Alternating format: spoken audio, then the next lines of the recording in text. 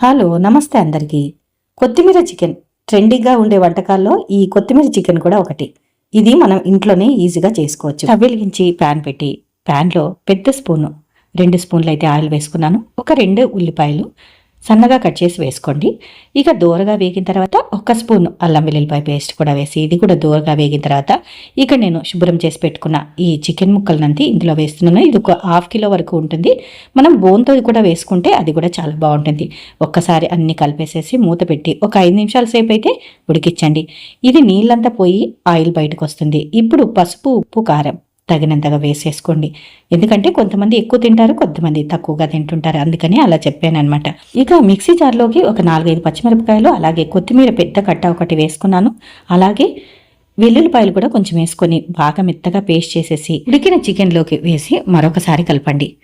మనం ఇక్కడ గరం మసాలాలు అయితే ఏం వాడట్లేదు.